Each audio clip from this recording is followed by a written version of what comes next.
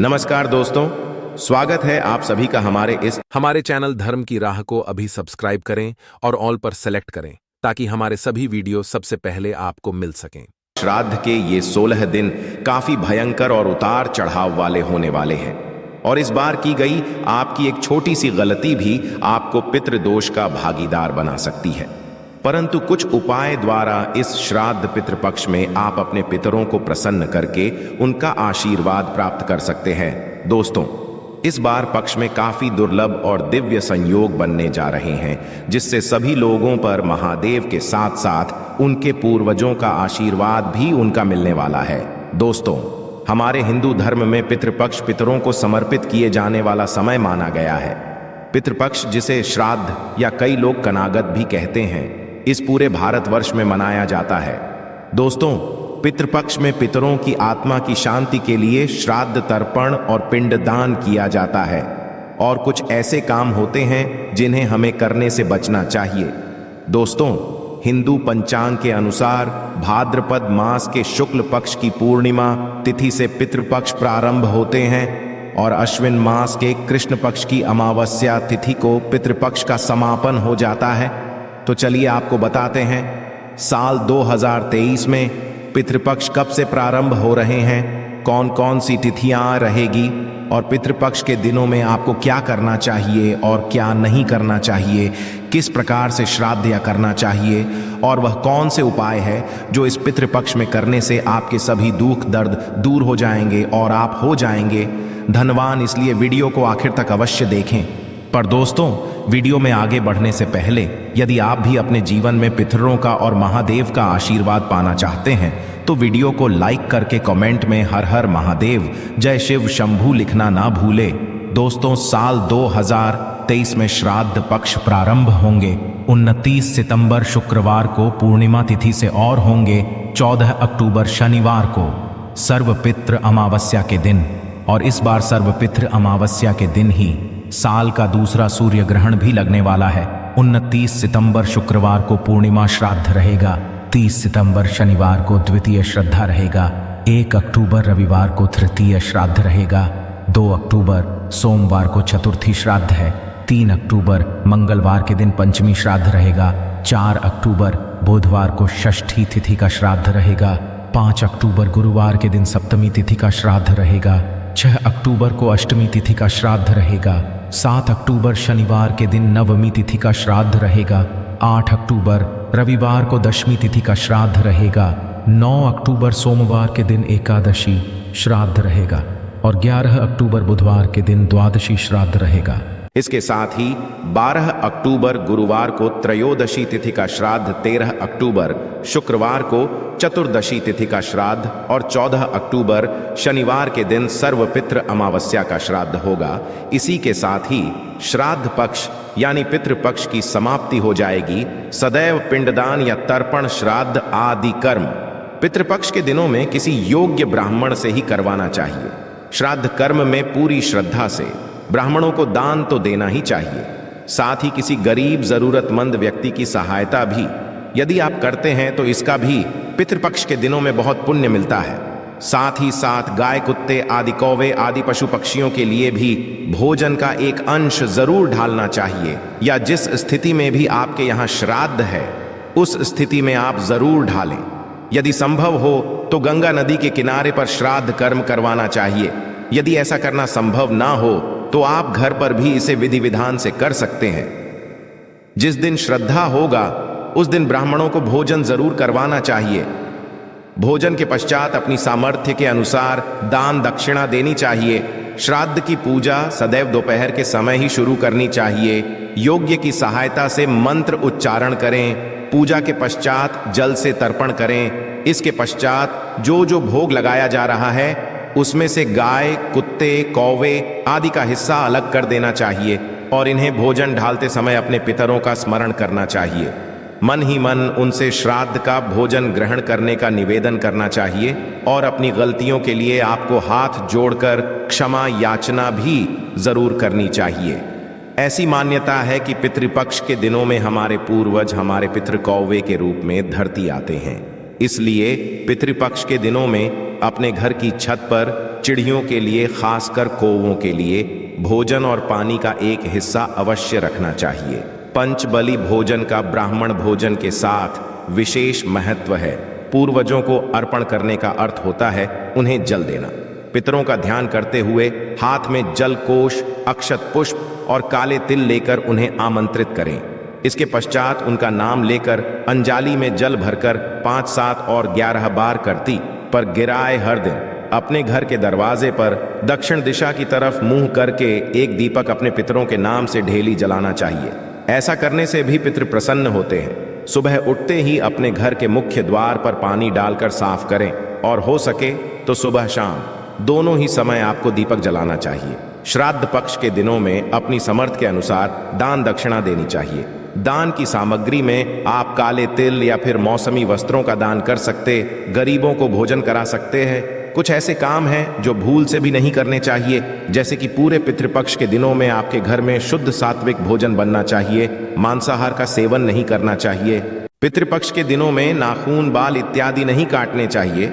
इसके अलावा कुछ भोजन भी ऐसा होता है जो कि पितृपक्ष के दिनों में नहीं खाना चाहिए, जैसे कि मसूर, राजमा, चना, अलसी, बासी भोजन, बैंगन की सब्जी या कड़ी भी पितृपक्ष के दिनों में नहीं खाई जाती।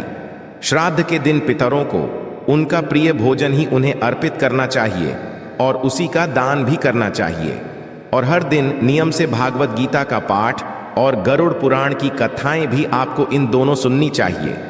यदि घर में पितृदोष लगा हो तो उसके निवारण के लिए आप पितृपक्ष के दिनों में उपाय भी कर सकते हैं। यदि आप हर दिन नियम से गाय को, कुत्ते को भोजन डालते हैं, मछलियों को आटे की गोलियां खिलाते हैं, पितरों के नाम से श्राद्ध तर्पण करते हैं, तो उससे भी पितृदोष दूर हो जाए। मान्यता है कि यदि किसी ने गाया में जाकर अपने पितरों का श्राद्ध कर दिया तो उन्हें हर साल फिर श्राद्ध करने की आवश्यकता नहीं रह जाती। तो आइए दोस्तों, अब जानते हैं किस तिथि में किन पितरों का श्राद्ध करना चाहिए। पूर्णिमा तिथि 29 सितंबर 2023।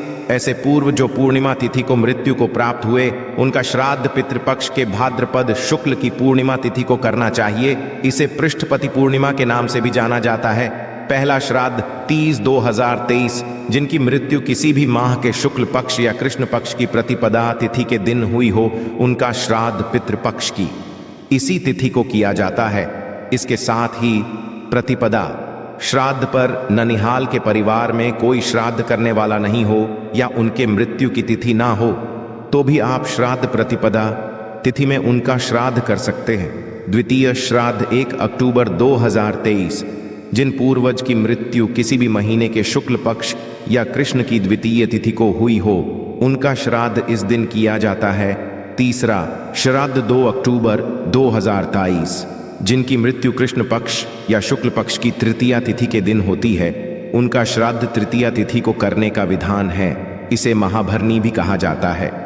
चौथा श्राद्ध 3 अक्टूबर 2023 शुक्ल पक्ष या कृष्ण पक्ष में से चतुर्थी तिथि में जिनकी मृत्यु होती है, उनका श्राद्ध पितृ पक्ष की चतुर्थ तिथि को किया जाता है।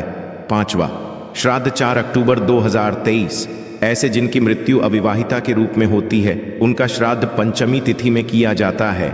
यह दिन कुंवारे पितरों के श्राद्ध के लिए समर्पित होता है। छठा श्राद्ध 5 अक्टूबर 2023 किसी भी माह के षष्ठी तिथि को जिनकी मृत्यु हुई हो, उनका श्राद्ध इस दिन किया जाता है। इसे छठ श्राद्ध भी कहा जाता है। सातवां श्राद्ध 6 अक्टूबर 2023 किसी भी माह के शुक्ल पक्ष या कृष्ण पक्ष की सप्तमी तिथि को जिन व्यक्ति की होती है, उनका श्राद्ध पितृपक्ष की इस तिथि को करना चाहिए। आठवां श्राद्ध 7 अक्टूबर 2023 ऐसे पितृ जिनकी मृत्यु पूर्णिमा तिथि पर हुई हो, तो उनका श्राद्ध अष्टमी, द्वादशी या पितृ मोक्ष अमावस्या पर किया जाता है। नवमी श्राद्ध 8 अक्टूबर 2023 माता की मृत्यु तिथि के अनुसार श्राद्ध न करके नवमी तिथि पर उनका श्राद्ध करना चाहिए। ऐसा माना जाता है कि नवमी तिथि को माता का श्राद्ध करने से सभी कष्टों से मुक्ति मिलती है। वहीं जिन महिला की मृत्यु तिथि याद ना हो, उनका श्राद्ध भी नवमी तिथि को किया जा सकता है। दशमी श्राद्ध 9 अक्टूबर 2023 दशमी तिथि को जिस व्यक्ति की मृत्यु हुई हो, उनका श्राद्ध महालय की 10वीं तिथि के दिन किया जाता है। एकादशी श्राद्ध 10 अक्टूबर 2023 ऐसे लोग जो संन्यास लिए हुए होते हैं उन पितरों का श्राद्ध एकादशी तिथि को करने की परंपरा है। द्वादशी श्राद्ध 11 अक्टूबर 2023। जिनके पिता संन्यास लिए हुए हैं उनका श्राद्ध पितृपक्ष की द्वादशी तिथि को करना चाहिए, चाहे उनकी मृत्यु किसी भी तिथि को हुई हो। इसलिए तिथि को सन्यासी श्राद्ध भी कहा जाता है। त्रयोदशी श्राद्ध 12 अक्टूबर 2023। श्राद्ध महालय के कृष्ण पक्ष की त्रयोदशी तिथि को बच्चों का श्राद्ध किया जाता है। चतुर्दशी तिथि 13 अक्टूबर 2023।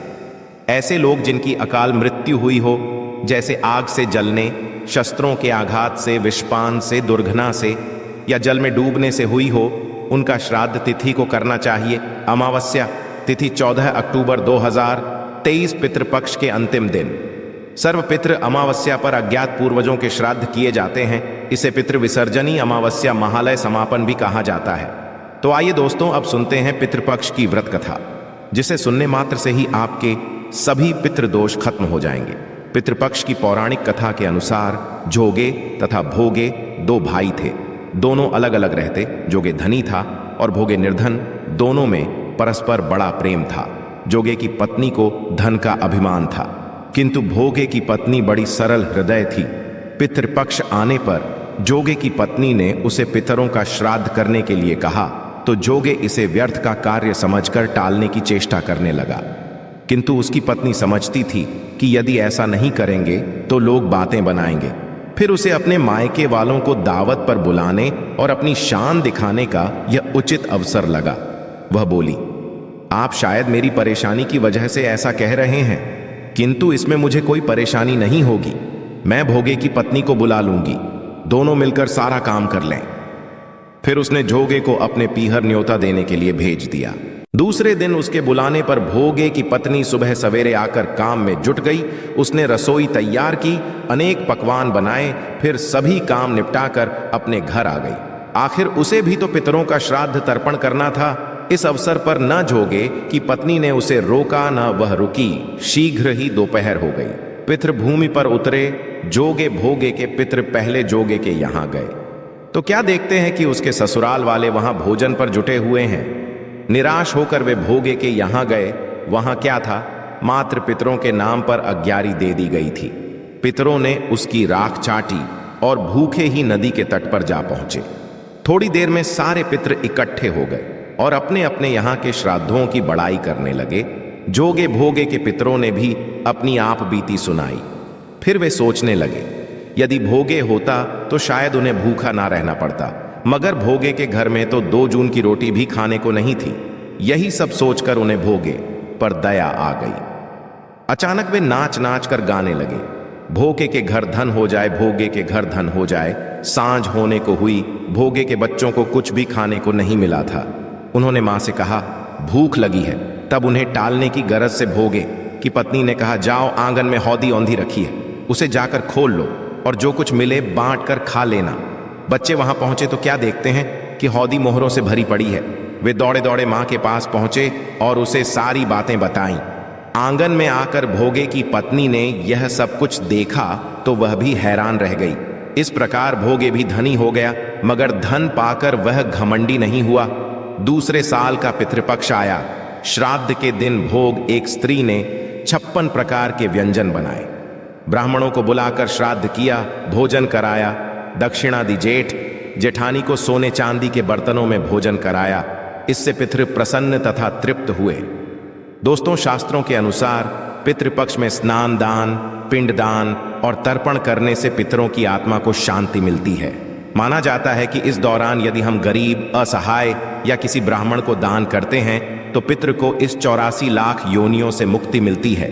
कहा जाता है कि पितृपक्ष के इस समय में पितृ यमलोक से धरती पर आते हैं और अपने वंशजों को आशीर्वाद देकर यमलोक चले जाते हैं। तो ऐसे में आइए जान लेते हैं कि हमें किन किन चीजों का दान करना चाहिए। हिंदू धर्म दान करने का सबसे पुण्य कार्य बताया गया है। पितृपक्ष की अवधि में गौ दान को सबसे श्रेष्ठ दान माना जाता है। मान्यता है कि गौ माता का दान करने से व्यक्ति को सुख समृद्धि का आशीर्वाद प्राप्त होता है और पितृ को श्री हरि के चरणों में स्थान प्राप्त होता है। इसीलिए आप इस दौरान गौ का दान भी कर सकते हैं। इस दौरान आप गुड़ का भी दान कर सकते हैं। ऐसा करने से पारिवारिक जीवन में मिठास आती है और पूर्वजों का आशीर्वाद बना रहता है, जिससे कई प्रकार की समस्याएं भी दूर हो जाती हैं। साथ ही आपको तनाव से भी मुक्ति मिलती है। श्राद्ध पक्ष के दौरान गाय के घी का दान भी सबसे शुद्ध माना जाता है। ऐसा करने से सुख समृद्धि की प्राप्ति होती है। इसके साथ ही जिन जातकों की कुंडली में पितृदोष है, उन्हें भी विशेष लाभ प्राप्त होता है। पितृपक्ष में सफेद चावल और काली तिल का विशेष प्रयोग किया जाता है। इसीलिए किसी भी जरूरतमंद व्यक्ति को पितृपक्ष की अवधि में गेहूं, चावल अथवा तिल का दान अवश्य करनी चाहिए। ऐसा करने से दोष समाप्त होता है। इसके साथ ही विभिन्न प्रकार के कार्यों में सफलता मिलती है। धार्मिक मान्यताओं के अनुसार पितृपक्ष के दौरान स्वर्ण दान को बहुत